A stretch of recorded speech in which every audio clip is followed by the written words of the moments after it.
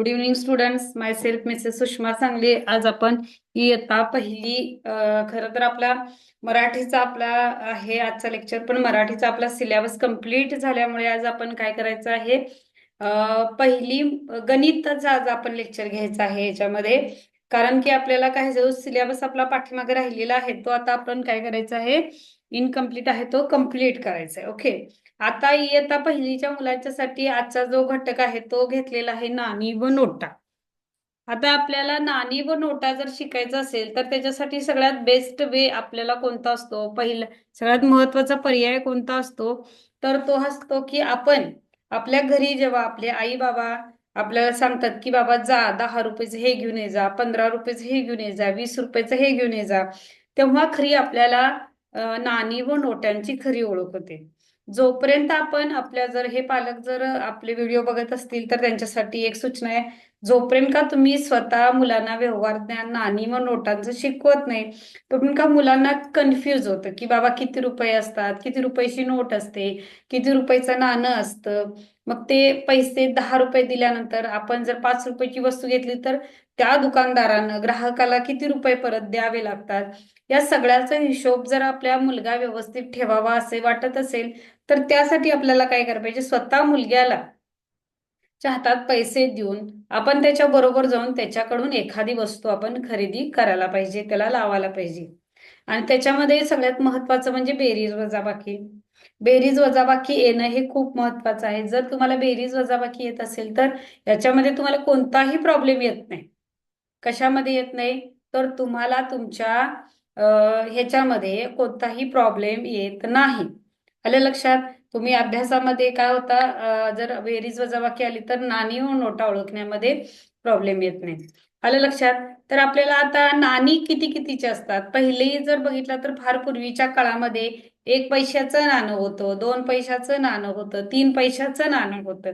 पण आता ही नाणी बंद झालेली आहेत. जसं जसं आपण आधुनिक म्हणजे पुढच्या पुढच्या वर्षामध्ये जाऊ तसं तसं नवीन नवीन आपल्या काय होतात, आपल्या देशामध्ये बदल होत चाललेले आहेत. आता नाणी किती रुपयाची आहेत, 1 रुपयाचं नाणं आहे. नाणी कितीची आहेत बघा, नाणी. तर 1 रुपयाचं नाणं आहे, इथं 1 रुपयाचं लिहिलं असतं. 2 रुपयाचं नाणं आहे, 3 रुपयाचं नाणं नाही. त्याच्यानंतर 5 रुपयाचं नाणं आहे, त्याच्यानंतर 10 रुपयाचं नाणं आहे, 10 रुपीज. लक्षात? आता नाणी ही फक्त 4 आहेत. 1 रुपयाचं आहे, 2 रुपयाचं आहे, 5 रुपयाचं आहे आणि 10 रुपयाचं नाणं आहे.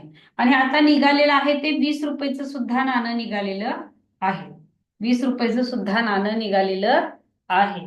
आणि नोटा किती किती रुपयाच्या आहेत बघा. पूर्वी नोटा बघितला तर 1 रुपयाची नोट होती, 2 रुपयाची नोट होती, 5 रुपयाची नोट होती, 10 रुपयाची नोट होती. पण आता ज्या नोटा आहेत त्या नोटा आहेत त्याच्यामध्ये आता 5 रुपयाची नोट बंद झालेली आहे. त्याच्यामुळे आता 10 रुपयाची नोट आहे अस्तित्वात, म्हणजे आपण वापरतो. त्याच्यानंतर 20 रुपयाची नोट, 20 नंतर डायरेक्ट 50 रुपयाची नोट, 50 नंतर डायरेक्ट 100ची नोट, 100 नंतर 200ची पण नोट आता आलेली आहे, 200 रुपयाची नोट. त्याच्यानंतर 500 रुपयाची नोट आणि मग 1000ची नोट. 1000ची नोट म्हणजे जिथपर्यंत तुम्हाला महत्वाचं आहे तिथपर्यंतच तुम्हाला मी सांगितलेलं आहे. 10 रुपयाची नोट आहे. नाणे बघा, नाणे सांगितलेले आहेत की नाणे कुठले कुठले. 10 रुपयाची नोट आहे, 20 रुपयाची नोट आहे, 50 रुपयाची नोट आहे, 100 रुपयाची नोट आहे, 200 रुपयाची नोट आहे, 500 रुपयाची नोट आहे आणि 1000ची नोट आहे. आता शक्यतो जेवढे माझ्याकडे असतील तुम्हाला मी त्याचे दाखवणार सुद्धा आहे. नाणी व नोटा ज्या आपल्याकडे उपलब्ध आहेत त्या तुम्हाला मी दाखवू शकतो. आता बघा, हा जर कॉइन तुम्हाला दिसत असेल तर हा आहे 5 रुपयाचा. इथं 5 रुपये असं लिहिलेलं सुद्धा आहे. हा 5 रुपयाचा नाणं आहे, हे 5 रुपयाचं नाणं म्हणजे नोटा. त्याच्यानंतर ही बघितला तर ही 100 रुपयाची नोट आहे. किती रुपयाची आहे, तर ही 100 रुपयाची नोट आहे. त्याच्यानंतर ही आहे 10 रुपयाची नोट, ही आहे तर 10 रुपयाची, ही आहे 10 रुपयाची नोट. इथं 10 लिहिलेलं असतं बघा, महात्मा गांधीजींचं चित्र असतं नोटेवर इथं 10 रुपये लिहिलेलं असतं, इथं 10 रुपये लिहिलेलं असतं आणि नोटेच्या वरती भारतीय रिझर्व्ह बँक असं सुद्धा उल्लेख केलेला असतो. त्याच्यानंतर 1 रुपयाच्या 100 रुपयाच्या नोटेवर सुद्धा भारतीय रिझर्व्ह बँक लिहिलेलं असतं. प्लस त्याच्यामध्ये महात्मा गांधीजींचे चित्र आहे. 100 रुपये हे आहे र दिसतंय ते रुपीज असतात, त्याला 100 रुपीज म्हणतात आणि हे 100 रुपीज इथं लिहिलेलं आहे. त्याच्यानंतर तुम्हाला मी म्हटलं की 20 रुपयाची नोट असते, ही 20 रुपयाची नोट आहे. महात्मा गांधीजींचं चित्र 20 रुपये वरती लिहिलेलं आहे, भारतीय रिझर्व्ह बँक असं लिहिलेलं आहे. तर ह्या नोटा असतात आपल्याला, त्या आपण काय करायच्या असतात, तर या नोटांद्वारे आपण व्यवहार ज्ञान शिकवायचं. त्यामुळे मुलांना काय करायचं आहे, तर आपण मुलांना जास्तीत जास्त करून मुलांच्याकडे काय करायचं आहे, तर याच्यासाठी मुलांना व्यवहार ज्ञान येण्यासाठी पाठवायचं. आता पुढचा याच्यामध्ये महत्वाचा घटक कोणता आहे, तर ह्या 1 रुपयाचा कॉइन आहे. 1 रुपये जो तयार झाला, 1 रुपये म्हणजे किती, हा, तर 1 रुपये म्हणजे बघा, 1 रुपये म्हणजे 100 पैसे. 100 पैसे आलं. अर्धा रुपया, अर्धा रुपया म्हणजे 50 पैसे. पाव रुपया म्हणजे 25 पैसे. पाऊण रुपया म्हणजे, आता इथं काय करूया, 75 पैसे. पाऊण रुपया म्हणजे 75 पैसे. सव्वा रुपया, सव्वा रुपया म्हणजे 125 पैसे. 1.5 रुपया, 1.5 रुपया म्हणजे 150 पैसे. 2 रुपये, 2 रुपये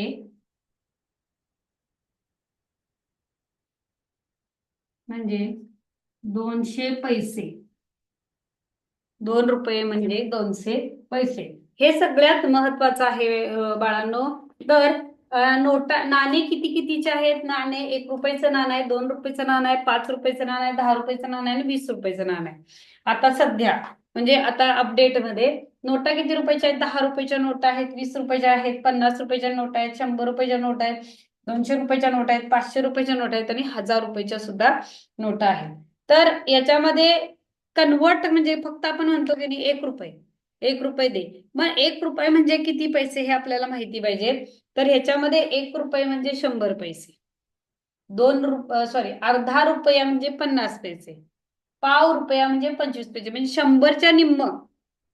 100 पैसे म्हणजे 1 रुपया, 100च्या निम्म 50, म्हणून तो अर्धा रुपये झाला आणि त्याच्या पण निम्म म्हणजे 25 झाला भाग. म्हणजे 100चा पाव भाग 25 झालेला आहे.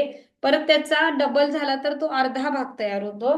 पाव रुपया म्हणजे 25 पैसे, पाऊण रुपया म्हणजे 75 पैसे, सव्वा रुपया म्हणजे 1 रुपये 25 पैसे, 1.5 रुपया म्हणजे 1 रुपये 75 पैसे 50 पैसे, 2 रुपये म्हणजे 200 पैसे. आता पाऊणशे रुपये म्हटलं तर 175 रुपये, 175 पैसे. लक्षात, ही फक्त तुम्हाला माहिती महत्वाची ही लिहून घ्या. मी 2 मिनिटं थांबणार आहे आणि पुढे ह्याच्यावर कसे प्रश्न पडतात हे आता आपण बघायचं आहे.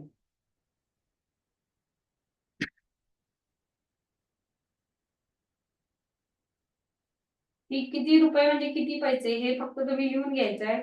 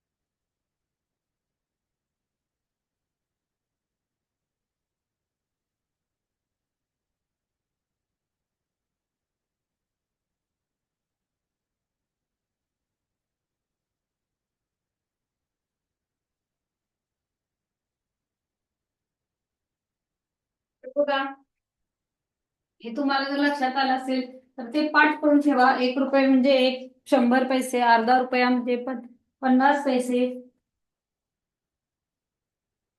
पाऊण रुपया म्हणजे 75 पैसे, सव्वा रुपया म्हणजे 125 पैसे आणि दीड रुपया म्हणजे 150 पैसे, 2 रुपये म्हणजे 200 पैसे. तुमच्या आता लक्षात आलं असेल नाणं किती किती रुपयाचं असतं. तुम्हाला एक अभ्यास म्हणजे घरी कसा अभ्यास देणार आहे तुम्हाला, तर घरी काय करायचे, आई वडिलांच्या कडून नाणी व नोटा घ्यायचे, त्याचा अभ्यास करायचा व दुकानातील वस्तू आणायच्या आहेत. तर आता इथं नोट दिलेली आहे. आता ही नोट किती रुपयाची आहे हे तुम्ही ओळखायचं आहे. आता नोटांवर शक्यतो इंग्लिश मध्ये लिहिलेलं असतं ही नोट किती रुपयाची आहे. आता याच्यामध्ये पर्याय बघा, 1 रुपये, 25 रुपयाची, 50 रुपयाची, तिसरा आहे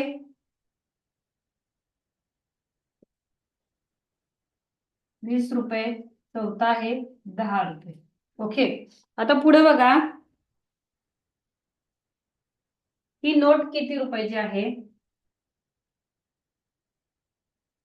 10 रुपयाचा कॉइन कोणता, 10 रुपयाचे नाणे कोणते, नाणे कोणते, पर्यायातील 10 रुपयाचे नाणे कोणते. आता बघा, ऑप्शन नंबर 1,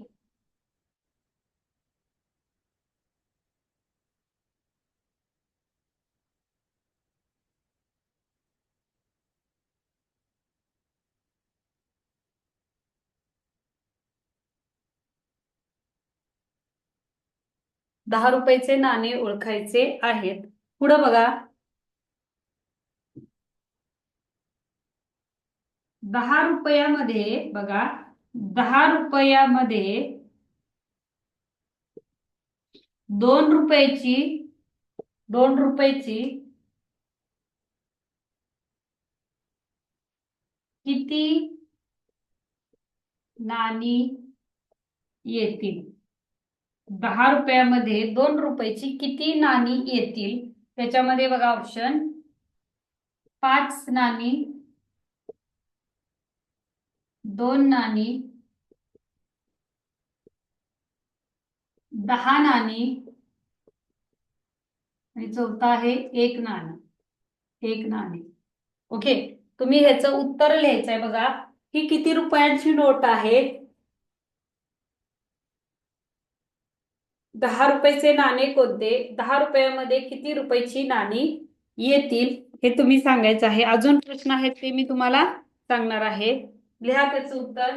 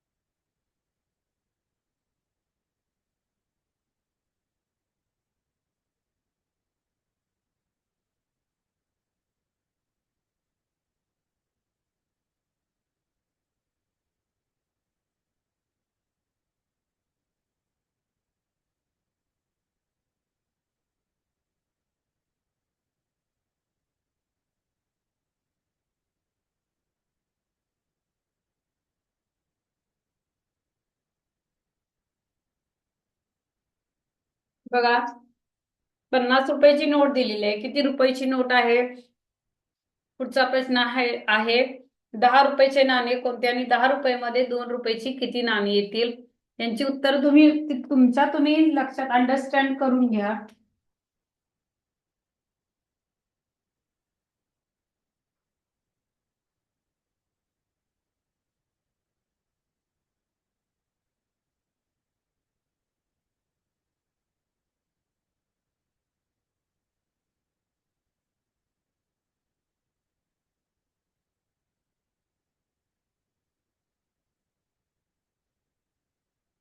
बघा ह्याचे उत्तर मी आता तुम्हाला सांगणार आहे.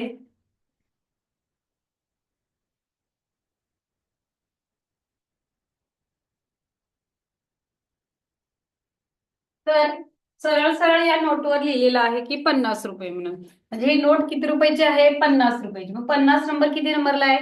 बघा सगळ्यांनी नीट पर्याय वाचायचे आहेत. 20, 25 रुपये, 50 रुपये, 20 रुपये आणि 10 रुपये. तर 50 रुपये म्हणजे 2 नंबरचा पर्याय. मग 2 नंबरच्या पर्यायाला तुम्ही काय केलं पाहिजे? इथं गोल केलं पाहिजे. 2 नंबरच्या पर्यायाला तुम्ही काय करायचं आहे? गोल करायचंय. आलं लक्षात? गोल व्यवस्थित करायचा आहे, चुकायचा नाहीये. 10चे नाणे कोणते? गडबडीत मुलं 5चे लिहितात. पण 10चे नाणे विचारलं इथं 10 रुपयाची नोट पहिला दाखवलेली आहे. त्याच्यामध्ये गडबड गोंधळ करू नका. 10 रुपयाचे नाणे विचारलेलं आहे.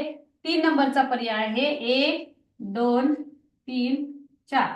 मग 3 नंबरच्या पर्यायाला काय करायचंय? गोल करायचंय. 3 नंबरच्या पर्यायाला गोल करायचंय. 10 रुपयामध्ये 2 रुपयाची किती नाणी येतील असा प्रश्न विचारलेला आहे. 10 रुपयामध्ये 2 रुपयाची किती नाणी येतील? तर 10 रुपयामध्ये 2 रुपयाची नाणी किती? मग तुम्ही असं सोप्या पद्धतीने तुम्हाला जर कळत नसेल तर 2 अधिक 2 अधिक 2 रुपयाचं एक नाणं, हे 2 रुपयाचे 4 रुपये झाले. परत एक 2 रुपयाचं नाणं, 4, 5, 6 झाले. परत एक 2 रुपयाचं नाणं, 7, 8 झाले. परत एक 2 रुपयाचं नाणं, 9, 10 झाले. म्हणजेच काय किती नाणी झाली? 1, 2, 3, 4, 5. किती नाणी झाली? 5 नाणी झाली. म्हणजे 10 रुपयामध्ये 2 रुपयाची किती नाणी होतील? तर 5 नाणी होतील. 10 रुपयामध्ये 2 रुपयाची एकूण 5 नाणी होतील. आलं लक्षात तुमच्या? तर अशा प्रकारे आपण सोडवायचंय. मग असेच प्रश्न आपल्याला पडतात की 6 रुपयामध्ये 1 रुपयाची नाणी किती? 6 रुपयामध्ये 1 रुपयाची नाणी किती? तर 6 रुपयामध्ये 1 रुपयाची नाणी 6 होणार आहेत. परत त्याच्यामध्ये अजून प्रश्न आहे की 10 रुपये म्हणजे किती अधिक किती रुपये? बघा हा पण प्रश्न तुम्हाला घेऊया इथं.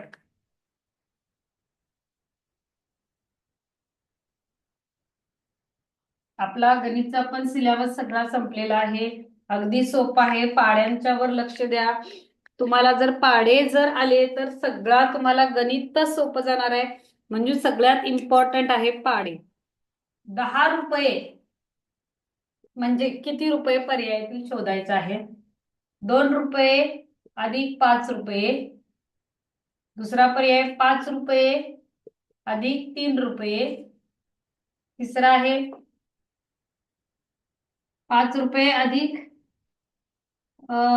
किती रुपये? 10 रुपये. 5 रुपये अधिक 5 रुपये. चौथा पर्याय आहे यापैकी नाही.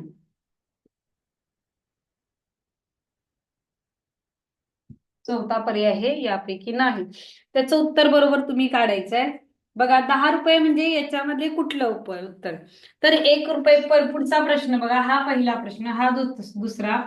1 रुपये म्हणजे किती पैसे? आता याचे मी पर्याय देणार नाहीये. 1 रुपये म्हणजे किती पैसे तुम्ही सांगायचं आहे.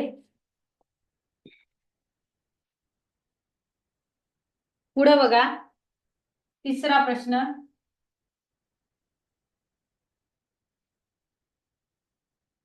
5 रुपयाचं नाणं अधिक 2 रुपयाचं नाणं अधिक 1 रुपयाचं नाणं बरोबर किती रुपये होतील?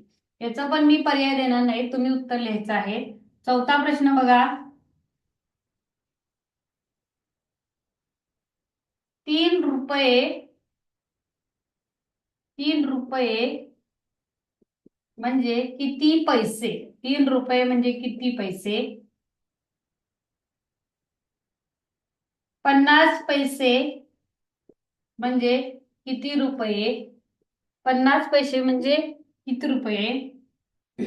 सहावा प्रश्न. 200 पैसे म्हणजे किती रुपये? 200 पैसे म्हणजे किती रुपये? बघा 1 रुपया म्हणजे किती पैसे? 5 रुपये अधिक 2 रुपये अधिक 1 रुपये म्हणजे किती पैसे? 3 रुपये म्हणजे किती पैसे? 50 पैसे म्हणजे किती रुपया? 200 पैसे म्हणजे किती रुपया? ह्याची उत्तर काढा. आपला काय होता? नाणी व नोटांच्यावर आधारित धडा होता.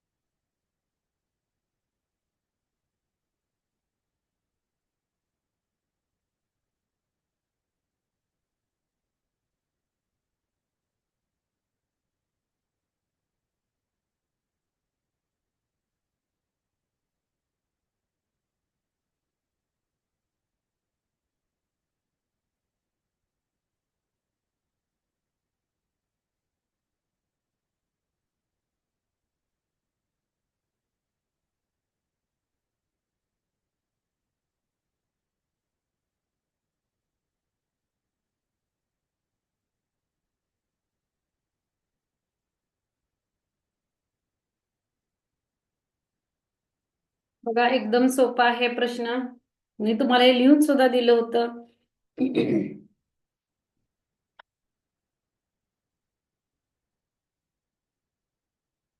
बघा ह्याचं उत्तर.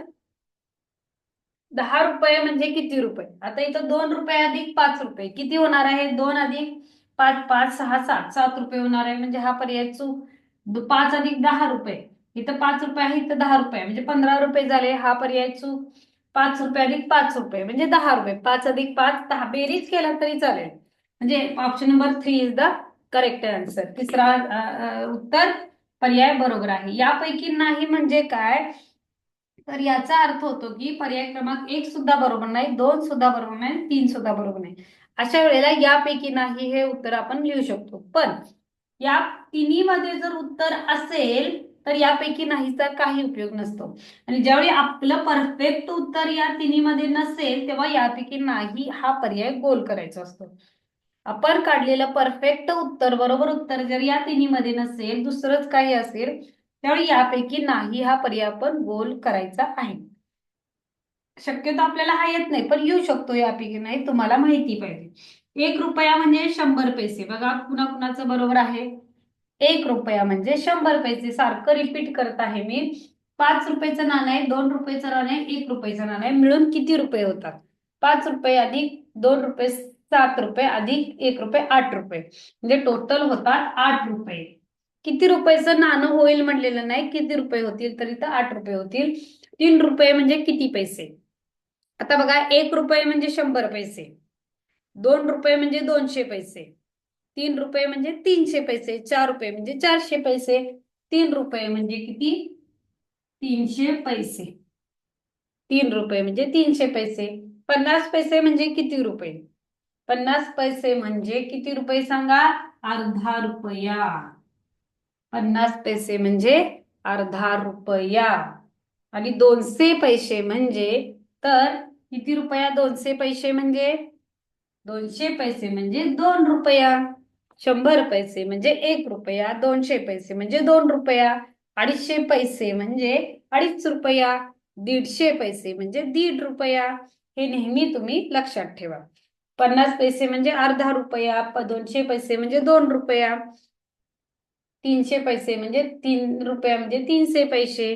अशा पद्धतीने आपल्याला काय करतात, त्याच्यामध्ये प्रश्न विचारतात. आलं लक्षात की आपण काय करायचं आहे? आलं का लक्षात?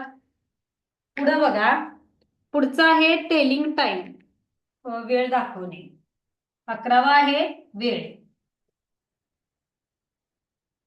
वेळ म्हणजे काय? तुम्हाला सांगितलेला हा पाठ सुद्धा आपल्याला झालेलाच आहे. हे घड्याळ असतं. घड्याळात 12, 1, 2, 3, 4, 5, 6, 7, 8, 9, 10 आणि 11 असे अंक असतात.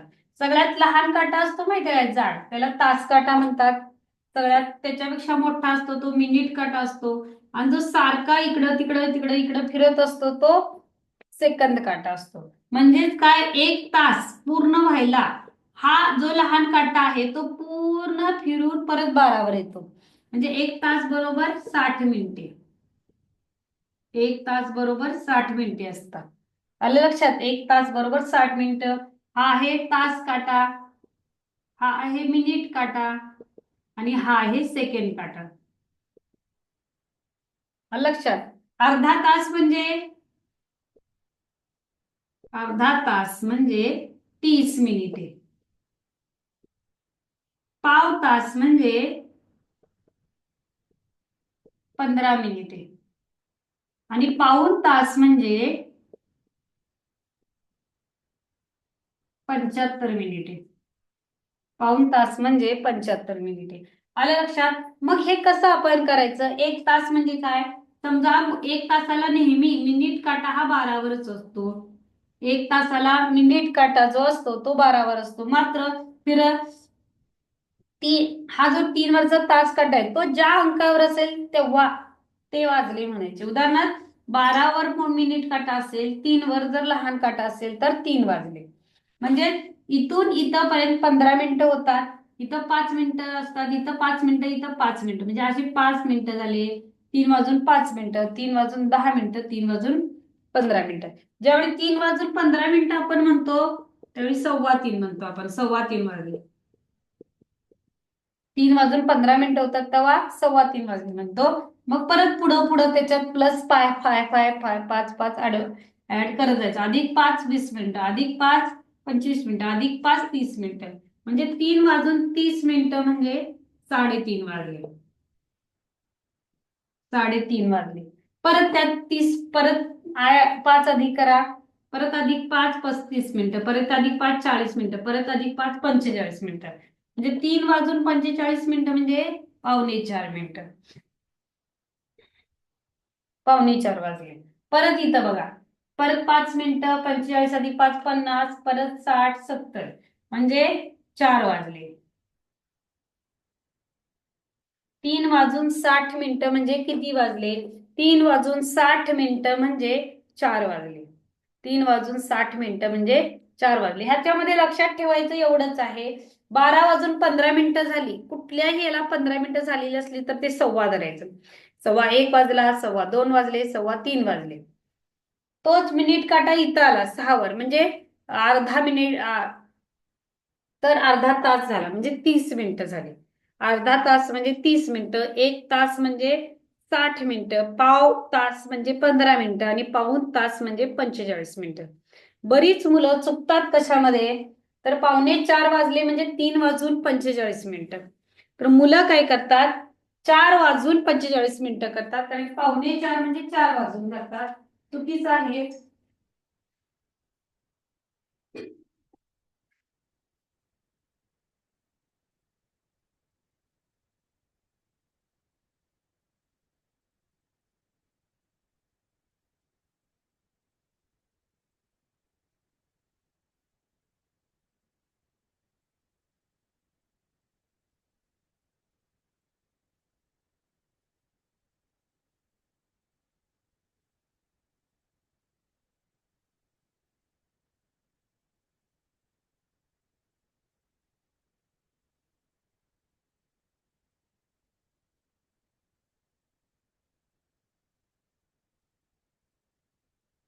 तर 3:45 म्हणजे, तर काय करतात, 3:45 म्हणजे 4:45 घेतात.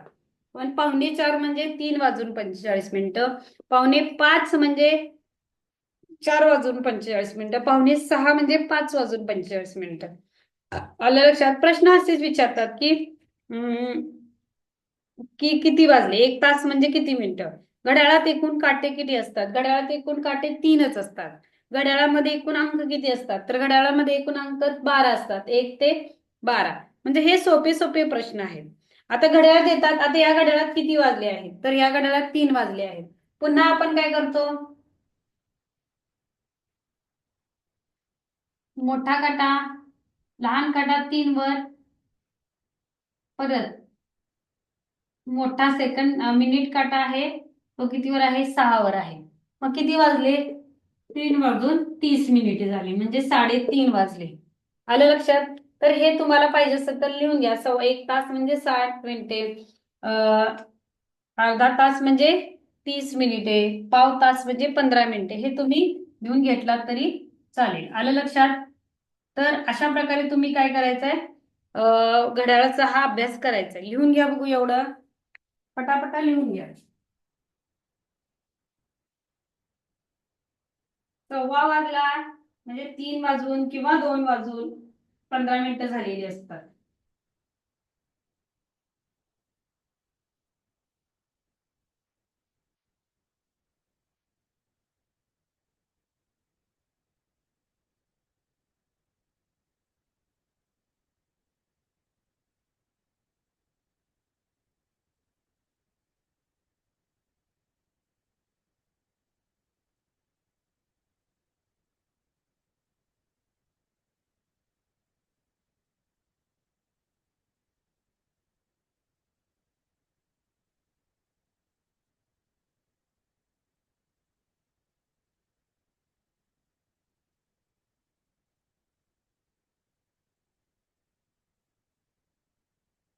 बघा, ह्याच्यामध्ये महत्वाचं काय, 1 तास म्हणजे 60 मिनिटं, अर्धा तास म्हणजे 30 मिनिटं, पाव तास म्हणजे 15 मिनिटं. म्हणजे ज्यावेळी 12 वरून हा काटा, तास काटा इथं येतो, आणि मिनिट काटा सुद्धा 3 वर येतो, 15 मिनिटं झालेली असतात. तोच काटा 3 वरच असतो, तास काटा. मिनिट काटा ज्यावेळी 6 वर येतो त्यावेळी 3:30 वाजलेले असतात. तोच मिनिट काटा ज्यावेळी 9 वर जातो, म्हणजे हे 15 मिनिटं, मग 15 मिनिटं, मग इथं 15, असे करत करत हे 60 मिनिटं पूर्ण होतात. इथं 3:45 वाजले होतात. म्हणजे अशा प्रकारे तुम्ही ते घड्याळ लक्षात ठेवायचं आहे. प्रश्न आता त्याच्यावर कसे विचारलेला आहे की घड्याळातील सर्वात लहान काटा कोणता? तर तास काटा हा घड्याळाचा सर्वात लहान काटा आहे. तर सगळ्यात त्याच्यानंतर घड्याळामध्ये एकूण किती अंक असतात? घड्याळामध्ये एकूण 12 अंक असतात. लक्षात, घड्याळामधलं सगळ्यात लहान डिजिट कोणता आहे किंवा अंक कोणता आहे? तर 1 हा सर्वात लहान अंक आहे. दिलेल्या घड्याळामध्ये किती वाजले आहेत? हा, 1 तास म्हणजे किती मिनिटे? पाऊण तास म्हणजे किती मिनिटे? हे तुम्ही सांगितलेलं आहे. पाऊण तास म्हणजे 45 मिनिटं. 1 तास म्हणजे 60 मिनिटं. म्हणजे सगळ्या गोष्टी मी तुम्हाला काय केलेल्या आहेत आता त्याच्या पूर्णपणे सांगितलेलं आहे. आलं लक्षात? म्हणून तुम्ही काय करायचंय, हा घड्याळ हा घटक व्यवस्थित घड्याळ बघूनच शिकायचंय. आता मी इथं तुम्हाला दाखवलं, तास काटा इकडून इथं येतो. मिनिट काटा ज्यावेळी इथं येईल त्यावेळी 15 मिनिटं पूर्ण होतात. परत मिनिट काटा ज्यावेळी इथं येईल त्यावेळी 30 मिनिटं पूर्ण होतात. मिनिट काटा जेव्हा इथं जाईल तेव्हा 35 मिनिटं पूर्ण होतात. मिनिट काटा ज्यावेळी 12 वर जाईल त्यावेळी 60 मिनिटं पूर्ण होतात. म्हणजेच काय, पुन्हा पुन्हा मी सांगते, 1 तास 60 मिनिटं, अर्धा तास 30 मिनिटं, पाव तास 15 मिनिटं, पाऊण तास 45 मिनिटं. घड्याळात एकूण 12 अंक असतात, 3 काटे असतात. सर्वात लहान अंक 1 आहे, सर्वात मोठा अंक 12 आहे. परत 1 तास म्हणजे 60 मिनिटं. हे सगळं तुम्ही लक्षात ठेवायचं आहे. आलं लक्षात? आणि आपली परीक्षा 5 जानेवारीला आहे. आपला इयत्ता पहिलीचा एकच पेपर होणार आहे. त्याच्यामध्ये गणितचे आपले 25 प्रश्न विचारले जातील. 25 प्रश्न गुण 50 असणार आहेत. आलं लक्षात सर्वांच्या? अशा प्रकारे आपण काय करायचं आहे, आपण अभ्यास चालू करायचा आहे. इयत्ता पहिलीला 10 पर्यंत परफेक्ट पाठ पाहिजेत.